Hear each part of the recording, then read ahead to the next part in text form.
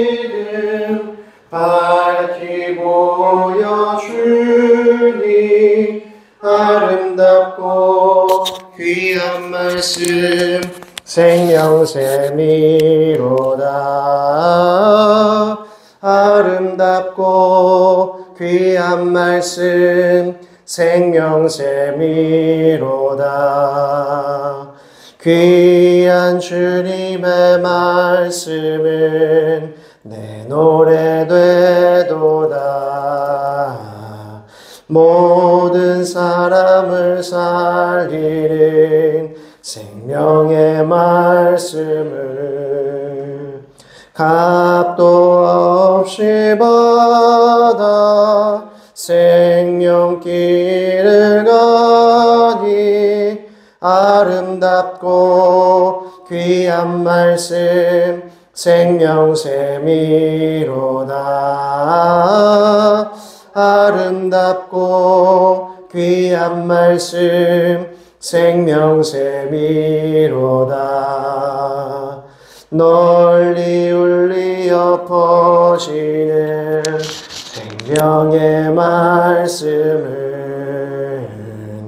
마음의 용서와 평안을 골고루 주나니 다만 예수 말씀 듣고 복을 받네. 아름답고 귀한 말씀 생명샘이로다. 아름답고 귀한 말씀 생명샘이로다. 아멘. 우리 함께 보실 하나님의 말씀은 여호수아 13장 여호수아 13장 1절에서 7절까지의 말씀을 보겠습니다.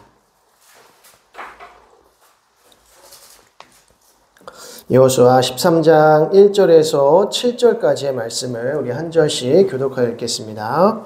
여호수아가 나이가 많아 늙음에 여호와께서 그에게 이르시되 너는 나이가 많아 늙었고 얻을 땅이 매우 많이 남아있도다.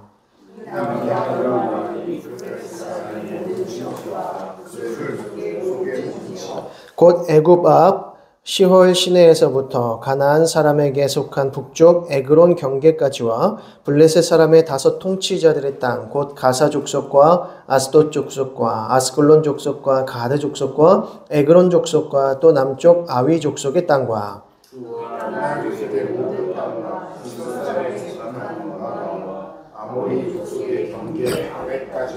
또 그발 족속의 땅과 해 뜨는 곳에 온 레바논 곧 헤르몬산 아래 바알갓에서부터 하맛에 들어가는 곳까지와 또 레바논에서부터 미스르본 마임까지 산지 모든 주인 곧 모든 시몬사의 땅이라. 내가 그를 이스라엘 사람에서 쫓아내니 너는 내가 명령한 대로 땅을 이스라엘에게 분배하여 기업이 되게 하되. 함께 봅니다. 너는 이 땅을 9 지파와 므낫세 반 지파에게 나누어 기업이 되게 하라 하셨더라. 아멘. 예, 우리는 지난 시간까지 전쟁에 대해서 여호수아의 가장 핵심적인 부분 중에 하나인 전쟁에 대해서 살펴봤는데요. 일단 이 전쟁은 거룩한 전쟁이다 라고 말씀을 드렸습니다. 거룩한 전쟁이라고 하는 것은 곧 하나님의 전쟁이다. 하나님께서 진두지휘하시는, 하나님께서 이끄시는 전쟁, 그것이 바로 거룩한 전쟁이다 라고 했습니다. 그래서 그 가장 기본적인 모범이 되는 전투가 바로 여리고성 전투였다고 하는 것인데요. 이 여리고성 전투는 철저히 하나님 앞에 순종함으로 하나님께서 주신 그 말씀의 전략을 따라서 하나님께서 원하시는 대로 여리고성을 13바퀴 돌고 난 후에 외쳤더니 무너지더라. 그러니까 이 놀라운 역사가 결국 하나님께서 이끄시는 역사, 하나님께서 치르시는 전투라고 하는 것을 깨닫게 되는 것이죠. 그래서 그 이후에 아이성 전투에 나아가지만 아이성 전투는 패배하게 됩니다. 그 이유는 아간이 전리품으로 하나님의 것을 취했기 때문에 그렇다는 것이죠. 그래서 우리는 여기서 라합과 같은 하나님의 백성들, 라합과 같은 자들은 복을 얻고 구원을 얻지만 아간과 같이 하나님의 말씀을 불순종하고 하나님 앞에 자기의 것을 드러내는, 자기의 공로를 드러내는 자들은 반드시 저주를 당한다, 멸망을 당한다라는 것을 알 수 있습니다. 이런 부분에서 이 전쟁은 결국 거룩한 전쟁임이 분명해지는 것이죠. 자, 그리고 이어서 남부 전쟁을 보게 됐는데요. 이제 기브온 족속과 동맹을, 화친을 맺는 장면이 등장합니다. 기브온 족속이 먼 데서 온 것처럼 가장을 하고 그렇게 연기를 하면서 결국 화친에 이르게 되고, 이 남부 동맹군이 기브온을 치려고 하자 이스라엘 백성들, 여호수아와 이스라엘 백성들이 이 남부 동맹군들을 격파하는 장면이 이제 등장을 하게 됩니다. 이때에 해와 달아 머무르라, 그 자리에 머무르라 라고 하면서, 이것이 해와 달을 머물게 한 것이 아니라 지구의 자전을 멈추는 놀라운 일들이 벌어졌다는 것이죠. 네, 이것이 하나님의 은혜고 하나님의 거룩하신 전쟁이었다라는 것을 알 수가 있는 것입니다. 그래서 이 남부전쟁 이 말미에 보게 되면 이스라엘을 위하여, 14절을 보게 되면 이스라엘을 위하여 싸우셨다, 하나님께서 이스라엘을 위해서 싸우셨다라는 말씀이 등장을 하죠. 이제 10장 42절 말씀입니다. 여호수아 10장 42절, 이스라엘 하나님 여호께서 이스라엘을 위하여 싸우셨으므로 여호수아가 이 모든 왕들과 그들의 땅을 단번에 빼앗으니라 라고 합니다. 하나님의 전쟁 가운데 하나님의 말씀에 순종하였더니 놀라운 일들이 벌어지면서 전쟁에 승리하게 되는 일이 벌어지는 것이죠. 이 모든 일이 어떻게 가능했는가? 이스라엘을 위하여 우리 하나님께서 싸우셨다라고 하는 것입니다. 자, 이러한 놀라운 역사가 일어나는 장면까지 우리가 지난주에 살펴보았고요. 그래서 이 남부 가나안을 치는 이 장면 속에서 우리는 매우 중요한 사실을 한 가지 발견하게 되는데, 이스라엘 백성들이 가나안 땅에 한 번에 들어가지 못하고 40년 동안 광야에 방황하게 되는 일이 벌어지게 되는데요. 그것은 가데스 바네아 사건으로 인함이었습니다. 12정탐꾼을 가나안 땅에 보내었는데 그들이 돌아와서 10명의 정탐꾼들은 아낙 자손으로 인하여 우리가 메뚜기와 같다 라고 했고, 갈렙과 여호수아는 아니다, 그들은 우리의 밥이다 라고 합니다. 그 이유인 즉슨 하나님께서 그들을 우리의 손에 붙이셨기 때문이다. 하나님께서 말씀하셨으니까 이루실 것이다 라고 하는 것입니다. 그런데 결국에는 이스라엘 백성들이 10명의 정탐꾼들의 말을 들으면서 불평과 원망을 하게 되는 것이죠. 그로 말미암아 결국 40년 광야 생활을 하게 되고, 그리고 가나안 땅으로 또 바로 들어가는 것이 아니라 우회해서 에돔 땅과 모압과 암몬 땅으로 거쳐서 요단 동편으로 들어가서 거기서 이제 가게 되더라는 것이죠. 결국 이 이스라엘 백성들로 하여금 가나안 땅으로 들어가지 못하게 하는 가장 큰 원인 중에 하나가 무엇이냐면 아낙 자손 때문이었다는 것입니다. 그들이 이스라엘 백성들보다 기골이 장대하여서 우리가 그들을 이길 수 없다라고 하는 거죠. 자, 그런데 40년 광야 생활을 마치고 난 다음에 에돔 땅을 거쳐서 모압을 거쳐서 암몬 땅으로 들어가는 과정 속에서 하나님께서 어떠한 승리를 주셨다고 합니까? 하나님께서 에돔과 모압과 암몬을 하나님의 그 은혜 가운데 족속으로 세우시는데, 하나의 민족으로 세우시는 과정 속에서 그 땅에도, 에돔 땅, 모압 땅, 암몬 땅에도 아낙 자손의 후예들이 살았다는 것입니다. 그런데 에돔을 위하여, 모압을 위하여, 암몬을 위하여서도 이 아낙 자손들을 다 물리치셨다는 거죠. 그 은혜의 역사들을 이스라엘 백성들로 하여금 배우게 하신 겁니다. 자, 그리고 난 다음에 이제 여리고성을 치면서 내려가게 되는데, 그러면서 이제 남부에 있는 땅들을 하나하나 점령해 나아가는 것이죠. 남부 동맹군들을 이제 치는 장면이 등장하는데, 여기서 가장 중요한 것은 아낙 자손에게 승리하게 하시는 하나님, 아낙 자손을 진멸하시는 하나님의 역사가 나타나게 됩니다. 그것이 이제 오늘 그 앞부분에 여호수아 11장 부분에 나타나게 되는데요. 우리가 지난주에 10장까지 보았기 때문에 오늘은 11장부터 좀 보도록 하겠습니다. 11장 1절을 한번 보시게 되면 이제 가나안 북부를 이제 치는 장면이 등장을 하게 됩니다. 가나안 북부 동맹군들을 치게 되는데, 11장 1절 한번 잠깐 보시면 하솔왕 야빈이 이 소식을 듣고 마돈왕 요밥과 시므론 왕과 아삽 왕과 라고 합니다. 자, 제가 여기에 이게 빨간색으로 지명을 이렇게 해놨는데요. 이 지명이 뭐냐면 이스라엘 백성들이 승리한 왕입니다. 그러니까 처부순 왕이 살던, 그래서 하솔왕, 그리고 악삽왕, 마돈왕, 거기에 시므론 왕도 있죠. 그러니까 왕을 이기게 하신 그 지명을 적어 놓은 것입니다. 그러니까 왕을 이겼다라는 거 하는 것은 그 땅에 있는 리더십을 우리가 패배하게 하고 멸망하게 했다는 것이죠. 대신에 이것은 리더십만을 치고 그 군사들을 친 것이지 그 모든 족속들을 내쫓은 것은 아닙니다. 진멸하거나 내쫓지는 않았다는 것입니다. 누구만 쳤다? 리더십들만 쳤다는 것입니다. 그러니까 이제 전쟁의 왕과 전쟁의 장군들을 먼저 친 거죠. 그러니까 그 왕을 친 지역을 보니까 이 모든 지역이 왕을 꺾은 지역이다라고 보시면 됩니다. 대신에 이 민족을 다 내쫓지는 못한 상황입니다. 그래서 이 민족, 원래 살고 있었던 그 거민들을 다 내쫓거나 아니면 진멸하거나 이 둘 중에 하나가 정복이라고 하는 것입니다. 그래서 하나님께서 이스라엘 백성들로 하여금 이 모든 땅을 정복하라고 하셨을 때에는 뭐 해라? 다 내어 쫓아라. 아니면 진멸하라. 여리고성처럼 진멸하든지 아니면 다 내어 쫓든지. 결코 함께 하지 마라. 함께 살지 말라라는 것이 핵심이었습니다. 자, 그래서 이기게 된 그 왕의 지명들이 다 이렇게 나와 있는 거죠.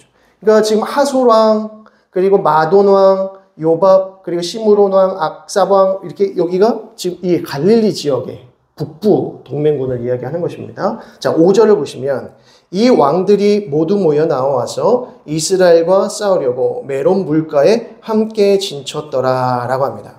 그리고 6절 여호와께서 여호수아에게 이르시되 그들로 말미암아 두려워하지 말라. 내일 이맘때에 내가 그들을 이스라엘 앞에 넘겨주어 몰살시키리니 너는 그들의 말 뒷발에 힘줄을 끊고 그들의 병거를 불사르라 하시니라.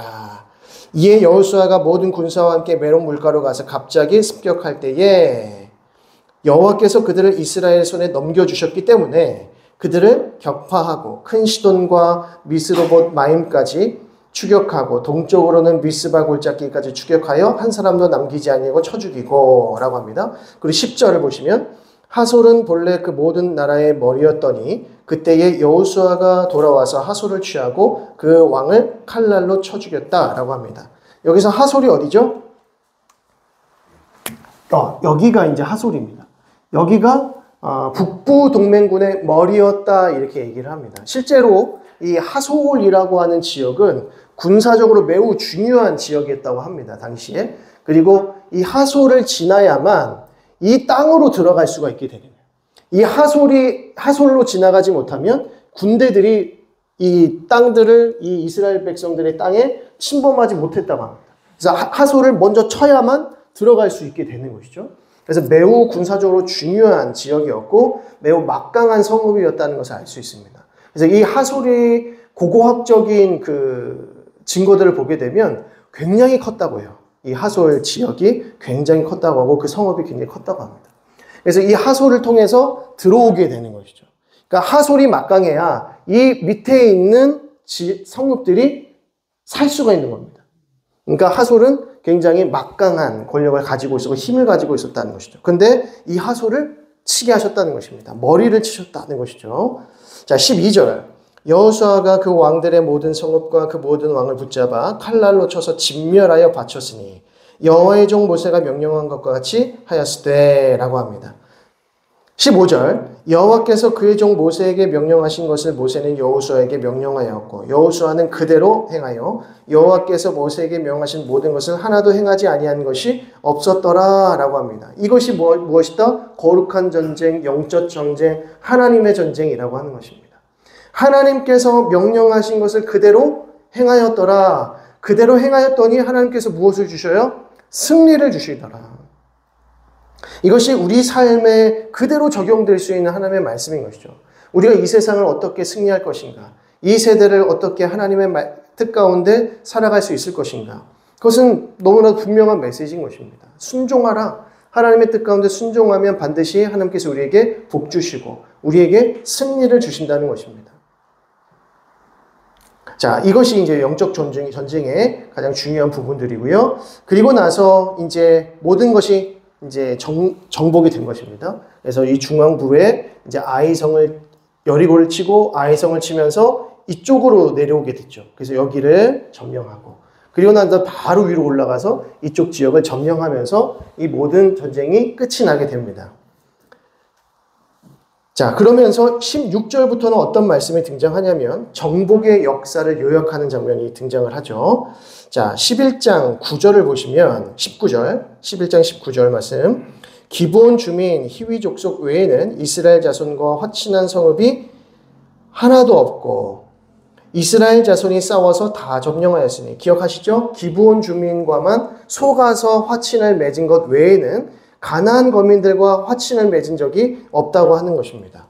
20절 그들의 마음이 완악하여 이스라엘을 대적하여 싸우러 온 것은 여호와께서 그리하게 하신 것이라. 그들을 진멸하여 바치게 하여 은혜를 입지 못하게 하시고 여호와께서 모세에게 명령하신 대로 그들을 멸하려 하심이었더라 라고 합니다.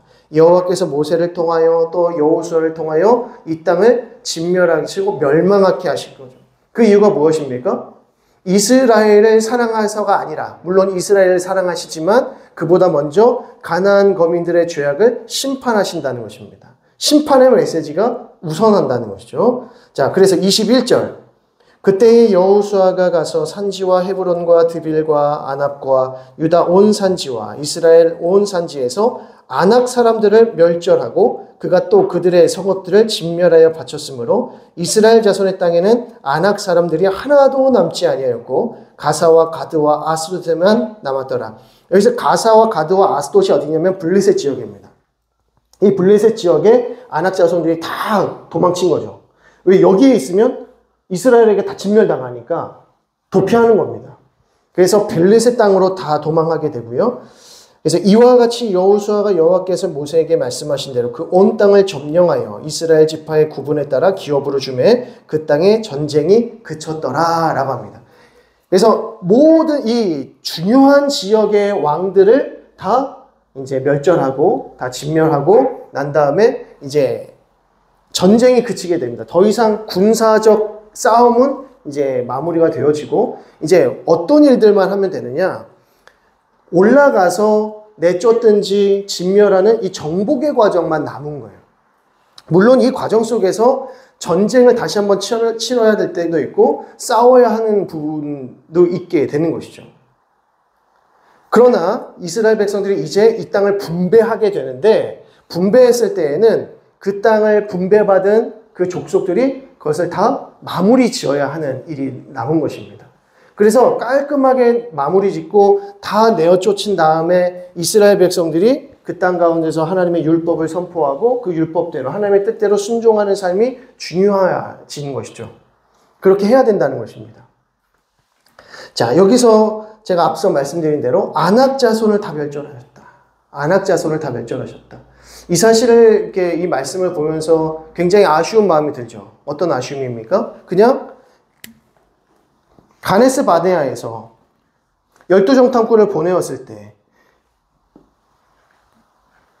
갈렙과 여호수아의 그 보고대로 치러 갑시다. 하나님께서 그 땅을 우리에게 주셨으니 치러 올라갑시다. 그들은 우리의 밥이다. 라고 해서 치러 올라갔으면 어떤 일이 벌어졌을까요? 아낙 자손들을 다 내어 쫓을 수 있었을 것입니다. 진멸할 수 있었을 것입니다. 왜냐하면 하나님께서 내가 너에게 그 땅을 주리라 약속하셨기 때문이죠. 약속하신 대로 성취하시기 때문에 순종하여 올라갔다면 40년 광야 생활 하지 않아도 되었을 것이라는 거죠. 그래서 모세도 그 땅으로 들어가고, 그죠? 제1세대들도 다 그 땅으로 들어갈 수 있었을 것입니다. 그런데 결국 들어가지 못하게 되고 아낙 자손들을 내어 쫓으시는 그 하나님의 은혜를 이후에나 45년 이후에나 경험하게 되는 것입니다. 자, 그렇게 해서 12장부터는 어떤 내용이 등장을 하냐면 이제 모세가 정복한 땅들이 어디이고 또 그 이후에 여호수아가 정복한 땅이 어디인지를 보여줍니다. 그래서 12장 1절을 보면 이스라엘 자손이 요단 저편 해돋는 쪽 아르논 골짜기에서 헤르몬 산까지의 동쪽 온 아라바를 차지하고 그 땅에서 쳐 죽인 왕들은 이러하니라 라고 합니다. 여기서 이제 오늘은 지도를 조금 보셔야 됩니다. 지도 다 가져오셨는지 모르겠는데 오늘은 이스라엘 각 지파의 영역이라고 하는 그 부분을 보셔야 됩니다. 색깔로 여러 가지 막 이게 색깔로 구분되어 있는 저기를 좀 보셔야 돼요. 예. 그래서 그거를 펴놓으시고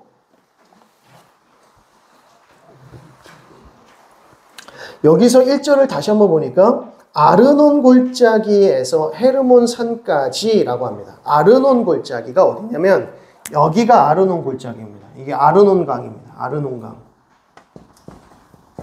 사해 쪽으로 이제 흘러 들어가는 강, 큰 강이 이제 아르논이라고 하죠. 그 위에 보면 디본이 있고 아다롯이 있죠. 찾으셨습니까? 예, 그 지역이 예, 그렇죠. 그 색깔 여러 가지 표시되어 있는 네. 거기가 아르논 골짜기, 아르논 강이에요. 여기서부터 어디까지요? 헤르몬산이라고 합니다. 헤르몬산. 자, 헤르몬산 찾아보십시오. 보이시죠? 가장 위쪽에, 저 위쪽에 이 헤르몬산. 헤르몬산 지경까지 요단 동편 지역을 차지했다는 것입니다. 이것을 어떻게 차지했었냐면 이제 에돔을 지나 모압을 지나 이제 암몬으로 이렇게 들어가면서 에돔과 싸우지 않았어요. 또 모압과도 싸우지 말라, 암몬과도 싸우지 말라. 왜? 너희들의 형제이기 때문에 싸우지 말라 이렇게 말합니다. 그런데 이 길르앗 지역과 바산 쪽에서 싸우러 내려오는 거예요. 그래서 요단 동편을 그렇게 차지하게 되는 것이죠. 그래서 지금 그 표를 보시면 지도를 보시면 이쪽에 르우벤 지파가 있죠. 그 위에 갓 지파가 있고 맨 위쪽에 므낫세 반 지파의 땅이 있습니다. 이 므낫세 반 지파의 땅 그 위쪽에 이제 헤르몬산 지경까지 되는 것이죠. 그러니까 이 요단 동편 암몬 땅까지 말고 모압 말고 이쪽 요 동편 땅을 다 이스라엘이 차지하게 된다. 그때가 모세가 살아있을 때에 그 땅을 치러 올라가면서 이제 정복한 땅이었다는 것이죠. 자, 그리고 7절부터 보시게 되면 여호수아가 정복한 왕들이라고 합니다. 자, 그래서 7절에 여호수아와 이스라엘 자손이 요단 이편 곧 서쪽 레바논 골짜기의 바알갓에서부터 세일로 올라가는 곳 한락산까지 쳐서 멸한 그 땅의 왕들은 이러하니라 라고 하면서 쭉 나오죠. 그래서 9절을 보시면 하나는 여리고 왕이요, 하나는 베델 곁에 아이 왕이요, 하나는 예루살렘 왕이요, 하나는 헤브론 왕이요, 하나는 야르문 왕이요. 자, 친절하게 이거 다 이렇게 이게 이제 그 얘기죠. 여리고 왕이요, 베델 옆 아이의 왕이요, 예루살렘 왕이요, 헤브론 왕이요. 이제 이렇게 밑으로 내려가고 있는 것이죠. 라기스 왕이요, 헤글론 왕이요, 두빌 왕이요. 이렇게 보이시죠? 이 부분이 24절까지 등장하는 것입니다. 그래서 중앙부부터 남부 동맹군 친 거, 그리고 위로 올라가면서 북부 동맹군 친 이 이야기를 이제 여호수아가 차지한 왕의 이 이름들로 쭉 나열이 되어 있는 것이죠. 그래서 이 부분들은 좀 참고를 해 두실 필요가 있고요. 자, 13장을 이제 보시겠습니다. 이제 넘기셔서 13장부터는 이제 분배에 대한 말씀이 나옵니다. 자, 전쟁이 그치기는 했지만 완전히 다 정복한 것은 아니었다고 말씀을 드렸습니다. 그런데 왜 다 정복한 것이 아닌데 분배를 하는가? 자, 13장 1절 봅니다. 여호수아가 나이가 많아 늙음에. 이게 가장 큰 이유입니다. 여호수아가 나이가 들어서 이제 하나님의 부르심을 받게 되기 직전이었기 때문에 여호수아가 살고 있었던 그 순간에 땅을 먼저 분배를 하는 것입니다. 그래서 여호와께서 그에게 이르시되 너는 나이가 많아 늙었고 얻을 땅이 매우 많이 남아있도다 라고 말합니다. 남아있다. 이 남은 땅은 이러하니 블레셋 사람의 모든 지역과, 자, 블레셋 지역 여기가 있죠. 그리고 그술 족속의 모든 지역. 그술이 어딥니까? 요 지역입니다. 요 지역. 그리고 이 블레셋 지역. 여기를 아직 차지하지 못했다는 거죠. 그리고 3절에 곧 애굽왕 시월 시내에서부터 가나안 사람에게 속한 북쪽 에그론 경계까지와 블레셋 사람의 5 통치자들의 땅, 가사, 아스돗, 아스글론, 가드, 에그론, 그리고 남쪽 아위 족속의 땅까지, 그리고 또 가나안 족속의 모든 땅과 시돈 사람에게 속한 무아라와 아모리 족속의 경계 아벡까지와 또 그발 족속의 땅과 해 뜨는 곳의 레바논 곳 헤르몬 산에서 바알가스에서부터 히말까지 여기 어디냐면 이 지역입니다. 이 지역까지. 이 지역도 아직 차지하지 못한 겁니다. 여기도 차지하지 못했고, 차지하지 못했으니까 아까 아낙 족속이 어디로 숨었다고 도망쳤다고요? 여기 있었던 다 족속들이 다 블레셋 땅으로 도망갔다는 것입니다. 블레셋 땅으로 도망가 버리니까 이제 여기를 쳐야 되고, 그리고 이 위쪽 쳐야 되고, 그술, 이 지역까지 쳐야 되는 것이죠. 여기까지 쳐야 모든 것이 완벽하게 이제 끝이 나게 되는 것입니다. 자, 그러면서 6절, 이건 좀 별표를 치셔야 됩니다. 또 레바논에서부터 미스로마임까지 산지의 모든 주민, 곧 모든 시돈 사람의 땅이라. 내가 그들을 이스라엘 자손 앞에서 쫓아내리니 너는 내가 명령한 대로 그 땅을 이스라엘에게 분배하여 기업이 되게 하되. 자, 무엇을 주세요? 하나님께서 약속을 주시죠. 이 약속은 가장 중요하다고 했습니다. 영적 전쟁에 있어서 하나님의 약속이 가장 중요하고 그 약속에 대한 확신과 믿음을 가지고 순종하며 나아갈 때에 하나님께서 무엇을 주신다? 승리를 주신다. 이게 이제 영적 전쟁의 공식이었다는 겁니다. 거룩한 전쟁의 공식. 반드시 하나님께서 무엇을 주셔야 돼요? 약속을 주셔야 돼요. 그리고 말씀을 주신 대로 순종해야 되고 승리한다는 것이죠. 그러니까 여기에 지금 분배한 대로 너희가 쫓아내면 반드시 쫓아낼 수 있고 너희가 정복할 수 있게 될 것이다 라고 약속을 주십니다. 그리고 7절 너는 이 땅을 9지파와 므낫세 반지파에게 나누어 기업이 되게 하라. 자, 이 지역을 이제 여기에 분배한 사람들, 이 족속들 제외한 나머지 족속들에게 이제 나누어 주라라고 하는 것이죠. 그래서 9지파와 므낫세 반지파에게 나누어 주라라고 하는 것입니다. 자, 그러면 이제 어떻게 나눌 것인가 라고 하는 게 이제 중요해지겠죠? 어떤 방식으로 나누게 되는가? 자, 8절을 보시면 므낫세 반지파와 함께 르우벤 족속과 갓 족속은 요단 저편 동쪽에서 그들의 기업을 모세에게 받았는데 여호와의 종 모세가 그들에게 준 것은 이러하니 라고 하면서 요단 동쪽에 대한 르우벤 지파, 갓 지파, 그리고 므낫세 반지파에게 어떤 지역으로 주었는지를 이제 말씀하시는 거예요. 그래서 이 부분들을 보시게 되면 이 나누어드린 이 지도에 있는 그 지역명이 그대로 이제 나오게 됩니다. 그래서 그걸 한번 살펴보시면 될 것 같고요. 그리고 나서 14절을 보시면 레위 지파에게는 여호수아가 기업으로 준 것이 없었으니 이는 그에게 말씀하신 것과 같이 이스라엘 하나님 여호와께 드리는 화제물이 그들의 기업이 되었습니다라 라고 합니다. 그러니까 레위 지파까지도 지금 기업을 분배해 줘야 되는데, 그런데 레위 지파는 땅을 기업으로 받지 않습니다. 땅을 기업으로 받지 아니하고 하나님께서 그들의 기업이 되신다라고 하면서 나중에 그들이 살 수 있고 또 그들의 가축들이 살 수 있는 목초지만 따로 이 12지파가 살고 있는 땅에 따로 이제 그 분배를 받게 되는 것이죠. 자, 그러면 15절에 르우벤 자손의 기업이 나오고요. 즉 24절부터 보면 갓 자손의 기업이 나옵니다. 그리고 29절을 보게 되면 므낫세 자손의 기업이 어디였는지가 이제 나오게 되는 것이죠. 그리고 나서 다시 32절부터 보게 되면 요단 동쪽 여리고 맞은편 모압 평지에서 모세가 분배한 기업이 이러하여도 오직 레위 지파에게는 모세가 기업을 주지 아니하였으니 이는 그들에게 말씀하신 것과 같이 이스라엘 하나님 여호와께서 그들의 기업이 되심이었더라. 이 한 번 더 반복하죠.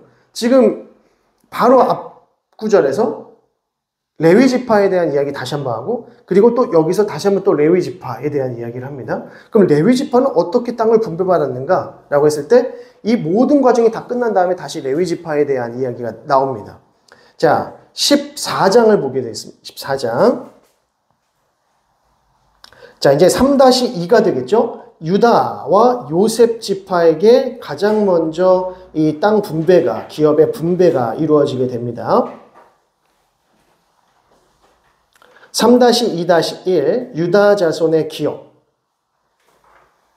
그래서 14장 1절을 보시면 이것은 이스라엘 자손이 가나안 땅에서 받은 기업, 곧 제사장 엘르아살과 눈의 아들 여호수아와 이스라엘 자손 지파의 족장들이 분배한 것이니라. 자, 이 이스라엘 땅을 어떻게 분배합니까? 누가 분배합니까?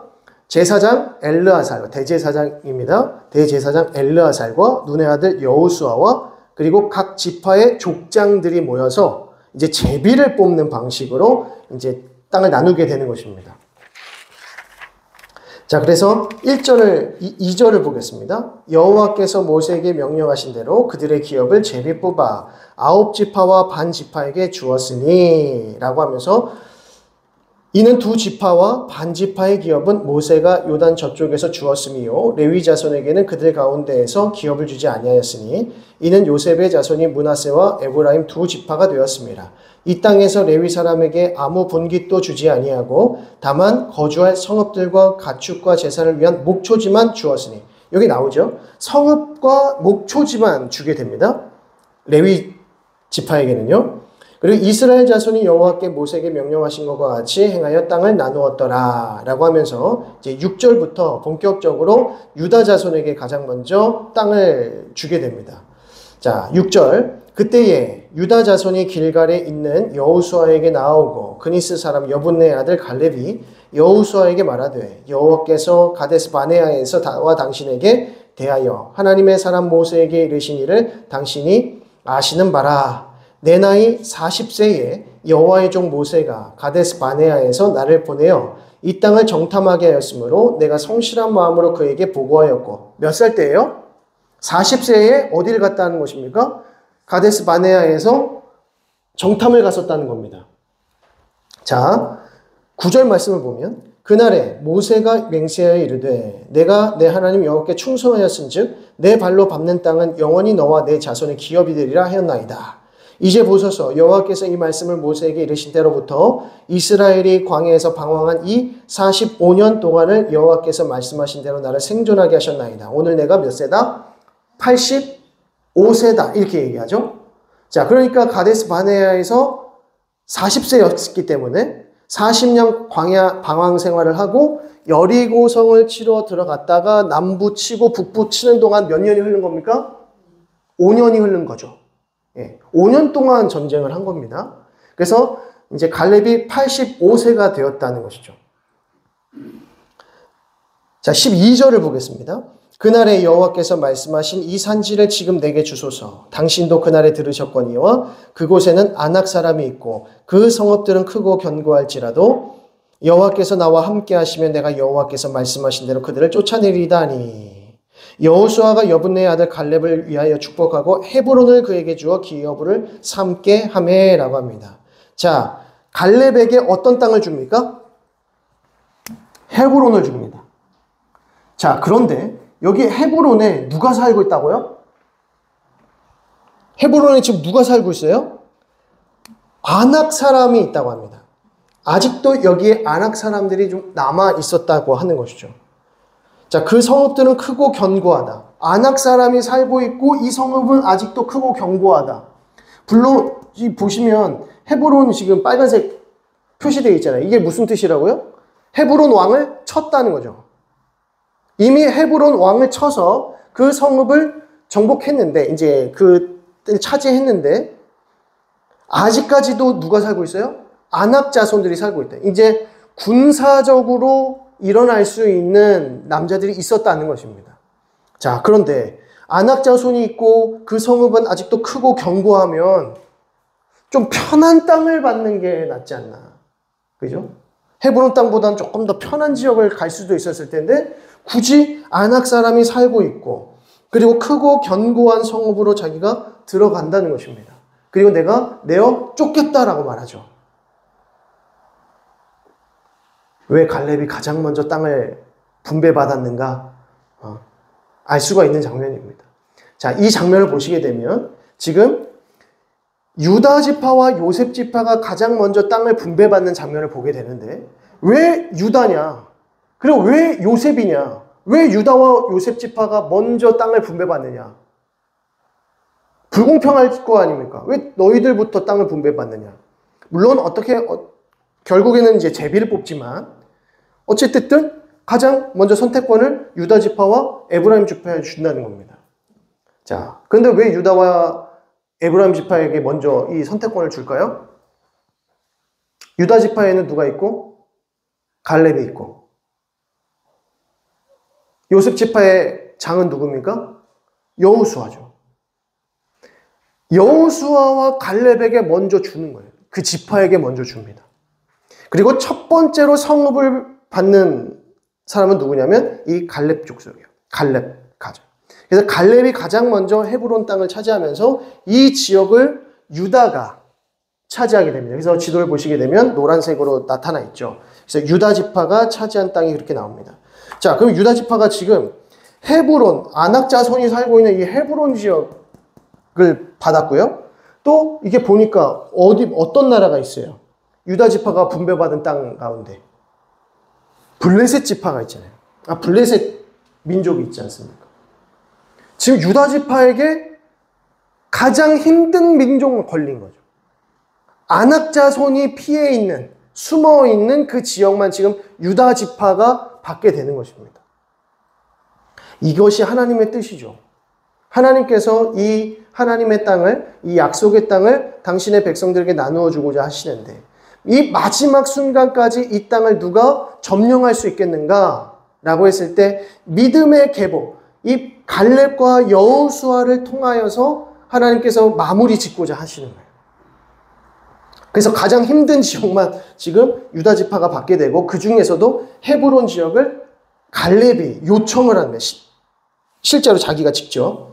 그래서 여호수아가 갈렙을 축복하면서 그 헤브론 땅을 주게 되고요. 자, 여기서 우리가 보면 15절을 보시겠습니다. 헤브론의 옛 이름은 기럇 아르바라라고 합니다. 기럇 아르바.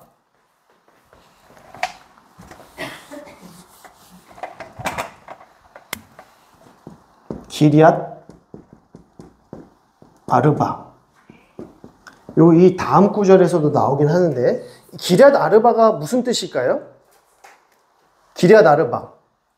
이 기럇이라고 하는 것은 집 또는 성읍 이런 뜻입니다. 그러면 아르바의 성읍 이렇게 다 하는 거예요. 기럇 아르바라는 것은 아르바의 집, 아르바의 성읍이라는 것이죠.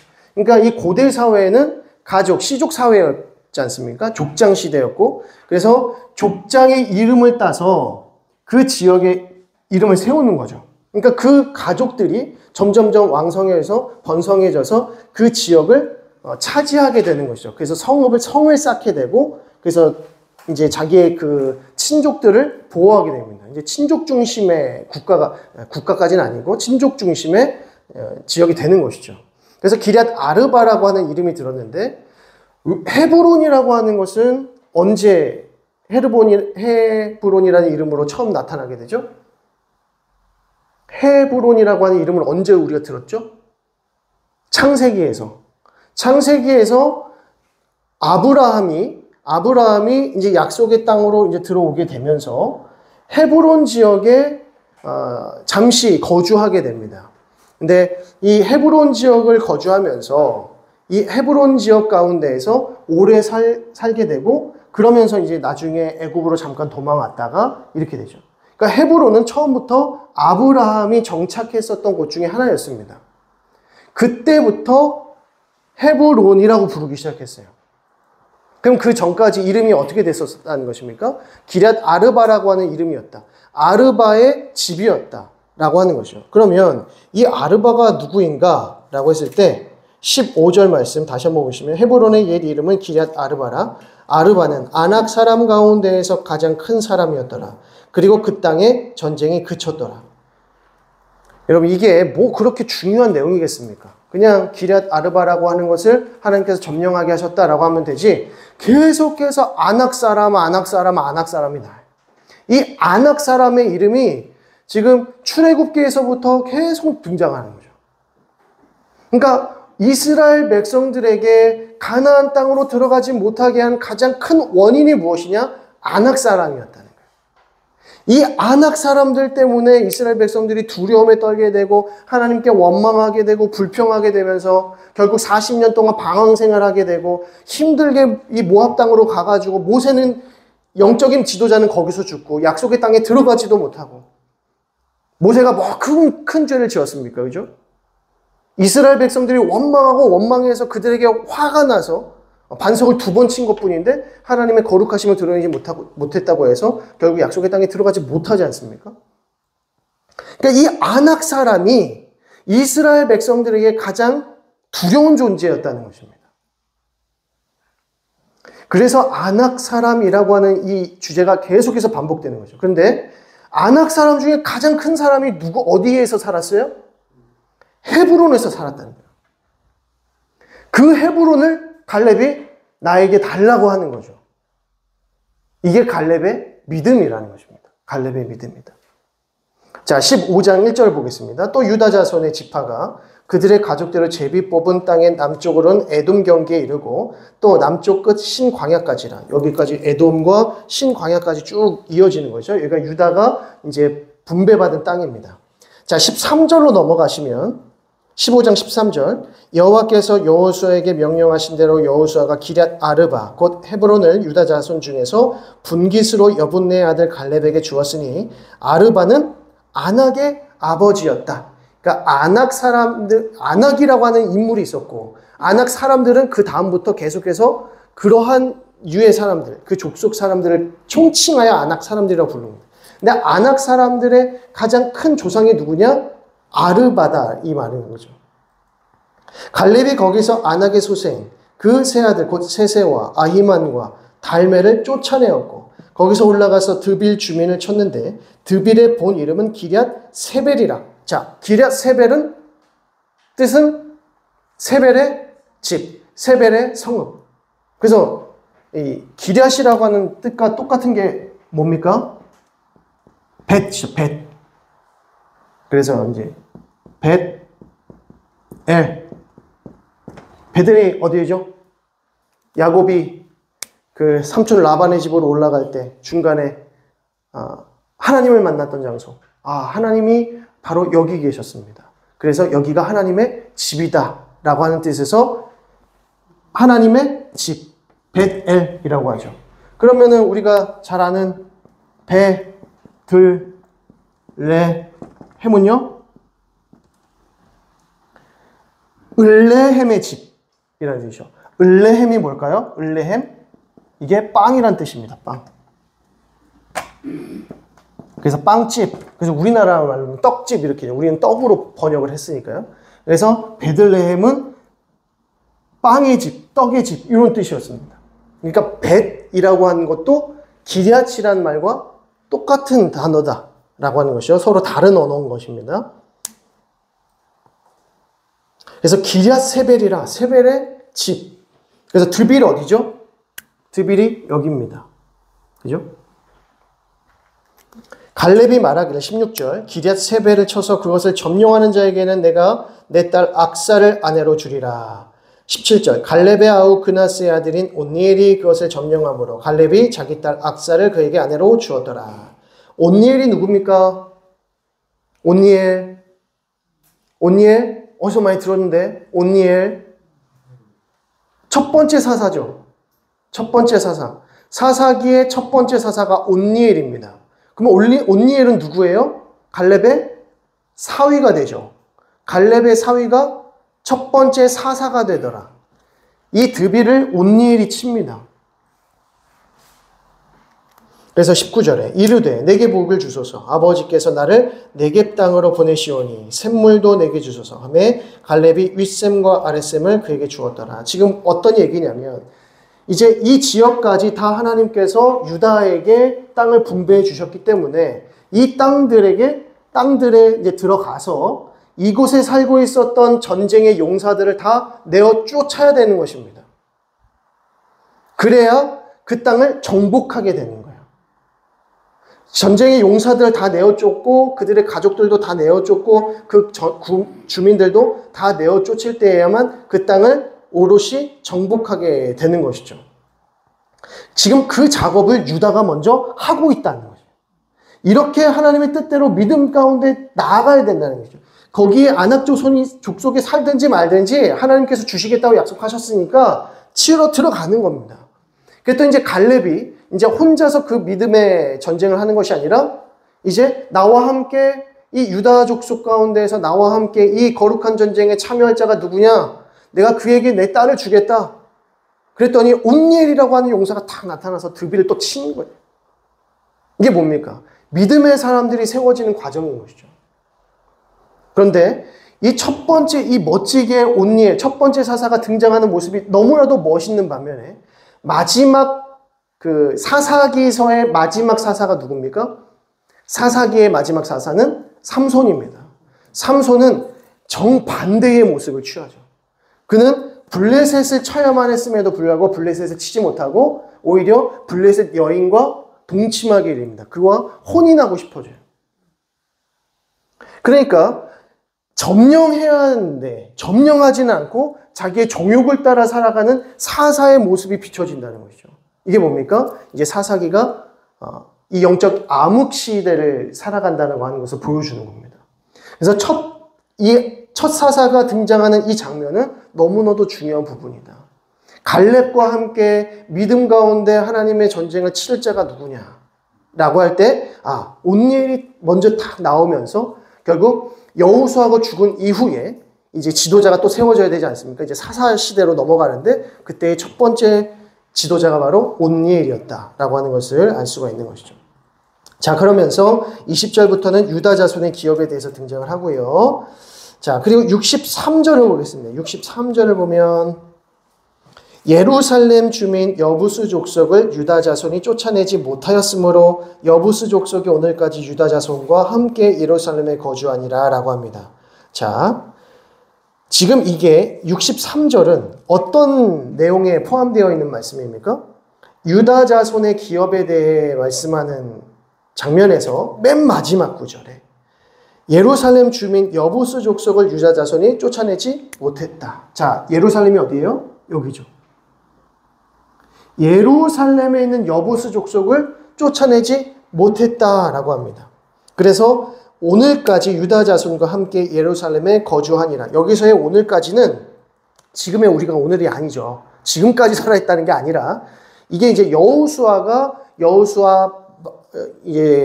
부름을 받기 마지막 그 순간에 썼을 것으로 보이는데, 그러니까 사사기와 여호수아 사사기 넘어가는 그 시점까지 살아있었다는 것입니다. 여부스 족속이. 그러니까 못 쫓아냈다라고 하는 것을 요약적으로 나타납니다. 자, 16장으로 넘어가면 이제 요셉 자손이 제비 뽑은 것은 여리고샘 동쪽 곳 여리고 곁 요단으로부터 광야로 들어가 여리고로부터 베델 산지로 올라가고 라고 합니다. 자, 여리고에서 베델 산지로 올라간다라는 것이죠. 자, 이 지역이 사실은 사마리아 땅이 나중에 사마리아 땅이 되는데 여기는 굉장히 이게 막 비옥한 땅이 아니라 굉장히 광야 지역입니다. 그래서 이제 지도를 보시게 되면 나중에 다른 지도를 보시게 되면 거기가 약간 노란색으로 많이 나옵니다. 산지가 많이 안 보이고 이쪽은 노란색 흑지역이 많이 나타나죠. 자, 그래서 이 광야로 들어가서 베델 산지로 올라가고 베델에서부터 루스로 나아가 아렉 족속의 경계를 지나 아다롯에 이르고 그러면서 쭉 올라갑니다. 자, 그리고 5절을 보면 또 어디로 나오고 어디로 나오고 그 10절 보겠습니다. 10절은 우리 다 같이 읽어보도록 하겠습니다. 16장 10절 시작. 그들이 게셀에 거주하는 가나안 족속을 쫓아내지 아니하였으므로 가나안 족속이 오늘까지 에브라임 가운데 거주하며 노역하는 종이 되니라 라고 합니다. 게셀이 어디죠? 여기는 게셀이 나오지 않고 안 보이고요. 여기 있네, 게셀. 게셀이 여기인데 여기 있는 족속을 내쫓지 아니하였다. 노역하는 종으로 삼았다라는 뜻입니다. 그죠? 중요한 것은 쫓아내지 아니했다는 겁니다. 63절은 뭐라고 하죠? 여부스 족속을 유다 자손이 쫓아내지 못하였다. 16장 10절은 쫓아내지 아니하였다. 자, 그 전쟁이나 싸움을 통해서 정복하지 못할 수도 있죠. 그러나 계속해서 정복 전쟁을 치러야 되는 거예요. 쫓아내야 되는 거예요. 그런데 지금 10절, 16장 10절에서 에브라임 지파는 어떻게 하는 겁니까? 쫓아내지 않고 그들을 자기들의 종으로 삼았다는 거죠. 점점 실리를 추구하는 모습으로 나타납니다. 하나님의 명령을 따르지 아니하고 자기들의 옳은 소견대로 선택하는 거죠. 분명히 내어 쫓으라, 진멸하라 하셨는데 종으로 삼으면 좋죠. 포로 삼아서 종으로 삼으면 우리가 좀 더 편해지지 않습니까? 라고 하기 시작하더라는 겁니다. 하나님의 말씀에 온전히 순종하지 아니하고 자기의 생각대로 지금 실리를 추구하고 있다는 것을 보게 되죠. 이것은 굉장히 세상적인 생각입니다. 이게 16장 10절에서 나오고 있고요. 그리고 17장부터 보게 되면 이제 므낫세 자손의 기업에 대해서 나옵니다. 자, 므낫세 반지파는 이 오른쪽 땅, 길르앗 지역에 있는 이 땅을 분배받게 되는데 이 분배받은 사람이 누구냐면 마길이라고 하는 족속입니다. 그 므낫세 지파 중에서도 마길이라고 하는 이 족속이 이 오른쪽을 차지하게 되고 이제 나머지 족속들이 반지파들이 이제 이 서쪽 지역을 차지하게 되는데요. 그 한번 보시겠습니다. 그래서 므낫세가 굉장히 많은 지역을 차지하고 있어요. 보시게 되면 오른쪽 위에 파란색, 그리고 왼쪽 중앙에 이제 사마리아 땅 쪽으로 보시면 또 므낫세 이렇게 나오게 있죠. 그러니까 굉장히 큰 지역을 차지하고 있었다. 근데 그만큼 므낫세 지파가 사람이 많았는가? 그렇진 않습니다. 전체 지파 중에서 한 6위 정도 차지하는 중간 정도 인원수가 되었었는데 많은 땅을 차지하더라는 것이죠. 근데 이 땅들이 사실은 막 비옥하거나 중요한 지역은 아닌 것을 알 수 있습니다. 자, 그렇게 참고하시면 될 것 같고요. 자, 중요한 것은 17장 12절 말씀 보겠습니다. 12절. 17장 12절. 우리 같이 13절까지 12절 13절까지 같이 읽겠습니다. 시작. 그러나 므낫세 자손이 그 성읍들의 주민을 쫓아내지 못하며 가나안 족속이 결심하고 그 땅에 거주하였더니 이스라엘 자손이 강성한 후에야 가나안 족속에게 노역을 시켰고 다 쫓아내지 아니하였더라. 여기서 두 가지 표현이 바로 등장하죠. 쫓아내지 못했다. 그 다음에 13절에 쫓아내지 아니하였다. 쫓아내지 않았다는 것은 무엇을 전제합니까? 이스라엘이 강성한 후에는 쫓아내지 않았어요. 힘을 갖고 이 족속들을, 거민들을 자기의 포로로 삼을 수 있는 힘을 가질 때에는 내쫓지 아니했고 힘이 조금 약했을 때에는 쫓아내지 못하는 상황이었다는 것이죠. 다 내어 쫓으려고 하니까 그 힘 있는 자들이 거기서 계속 좀 머물려고 막 버티려고 했다는 것이죠. 근데 이 므낫세 자손이 힘이 강성해지면서 내어 쫓지 아니하고 자기 종으로 부리더라는 겁니다. 자, 14절 보겠습니다. 그 다음 구절. 요셉 자손이 여호수아에게 말하여 이르되 여호와께서 지금까지 내게 복을 주심으로 내가 큰 민족이 되었거늘 당신이 나의 기업을 위하여 한 제비 한 분깃으로만 내게 주시면 어찌함이니까. 무슨 말입니까? 좁습니다. 너무 적습니다. 땅이 너무 적습니다. 지금 보셨죠? 어느 족속이 땅 제일 많아요? 므낫세 족속이 제일 많은데 더 달라는 거예요, 지금. 이 더 달라고 하는 것이 어떤 의미일까요?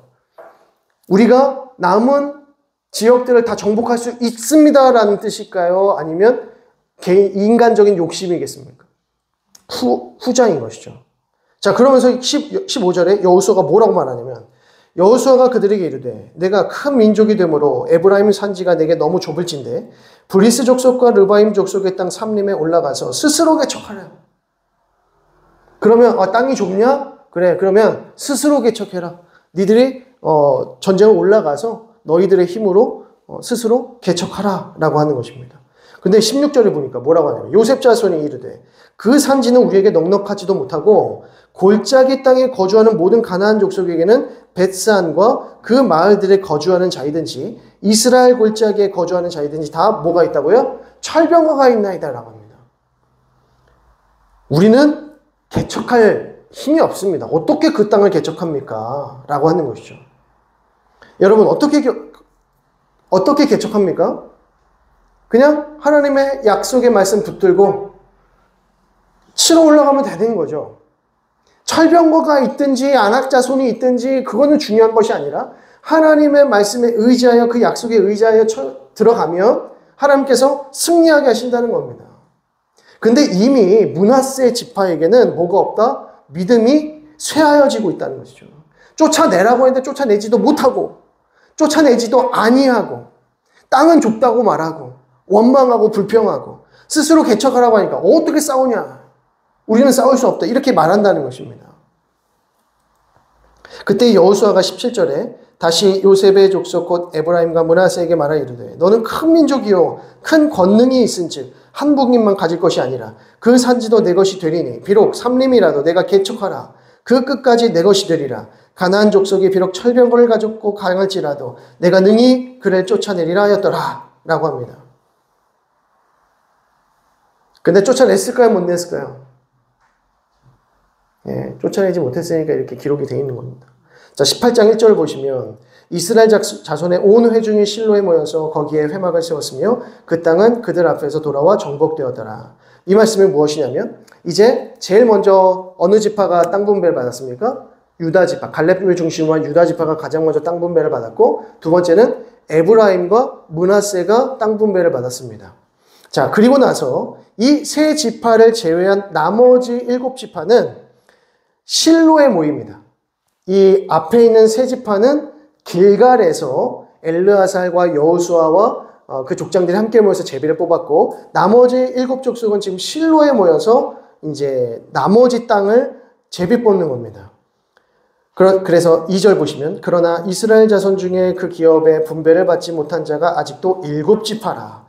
여호수아가 이스라엘 자손에게 이르되 너희가 너희 조상의 하나님 여호와께서 너희에게 주신 땅을 점령하러 가기를 어느 때까지 뭐 하겠느냐? 지체하겠느냐. 지금 뭐 하고 있는 거예요? 지체하고 있다는 겁니다. 빨리 개척하러 올라가고 내어 쫓고 진멸하여서 그 땅을 정복해야 함에도 불구하고 올라가지 않는 겁니다. 여호수아가 이제 나이가 많아서 이제 하나님의 부르심을 받기 전이기 때문에 땅 분배를 먼저 한다고 말씀드렸습니다. 완벽한 정복이 이루어지지 않았지만 나머지 이 땅 분배를 통하여서 자기에게 분배된 그 땅, 그 지역을 점령하면 되는 거예요. 왜냐하면 하나님께서 약속하셨으니까. 근데 그렇게 하지 않는 것입니다. 지체하고 있다는 것이죠. 그래서 마지막 18장 10절을 보면 여호수아가 그들을 위하여 실로의 여호와 앞에서 제비를 뽑고 그가 거기서 이스라엘 자손의 분파대로 그 땅을 분배하였더라 라고 합니다. 자, 여기서 이렇게 하면서 이제 분배를 다 받게 되는 것이죠. 분배를 받게 되고 이제 7지파도 다 되고 그래서 마지막으로 20장과 21장을 보시면 레위 사람의 성읍이라고 해서 레위인의 성읍 그래서 앞서 말씀드린 대로 레위인들도 이제 살아가야 할 공간이 있어야 되기 때문에 레위인들이 이제 그 성읍을 분배받게 되고요. 그리고 목초지를 분배받게 됩니다. 근데 이 레위인이 받은 성읍 중에는 도피성이 포함된 총 48개의 성읍을 받게 돼요. 근데 이 48개의 성읍은 어디 한 군데에만 몰려있는 것이 아니라 여러 지역에 흩어져 있습니다. 그러니까 레위인들이 살아갈 수 있는 공간들을 각 지파 가운데에서 다 흩어져서 레위인들을 섬기게 되는 것이죠. 왜냐하면 레위인들은 땅을 받지 못했기 때문에 땅을 분배받은 그 지파에서 자기의 성읍 몇 개씩을 나누어서 이 레위인들을 같이 거류하게 하는 것입니다. 그래서 이 거류하는 이 레위 지파가 받은 성읍 중에는 도피성이 포함되어 있다. 6개의 도피성이 포함되어 있다라고 하는 것이고요. 그래서 총 48개의 성읍을 받게 되고 또 목초지를 받게 되더라는 것입니다. 그래서 이 레위 지파의 삶을 나머지 지파들이, 나머지 형제 지파들이 같이 섬기면서 서포트하는 장면이 등장을 하는 것이죠. 자, 이렇게 해서 이제 레위인까지 다 이렇게 보게 되고요. 이제 분배가 다 끝납니다. 이제 분배는 다 끝났고 이제 마지막으로 여호수아가 이제 죽음을 앞두고 이제 이스라엘 백성들에게 마지막 유언의 말씀을 선포하는 장면이 이제 우리가 다음 주에 살펴볼 권고의 장면입니다. 그래서 다음 주의 내용들도 한번 읽어보시고요. 또 오늘 읽은 부분들도 지도를 보시면서 하나하나 좀 읽어가시면 좋을 것 같습니다. 그래서 나중에 혹여나 여호수아에 대한 말씀을 또 읽을 순서가 되시면 항상 지도를 보시면서, 왜냐하면 무슨 어디가 어딘지 모르니 계속 지명만 나오는데 이거 졸려서 어떡하는 거죠? 그래서 그런 부분들은 이 지도를 보시면서 하나하나 이 지역이구나 이 지역이구나 하면 그래도 좀 재미있게 읽으실 수 있을 거라고 생각이 듭니다. 제가 마무리 기도하고 마치겠습니다. 하나님 아버지 은혜와 사랑을 감사드립니다. 이 여호수아의 말씀을 통하여서 하나님의 이 나라가 어떻게 우리 가운데 또 이스라엘 백성들 가운데 주어지며 확장되어져 갔는지를 볼 수 있도록 인도하시니 감사드립니다.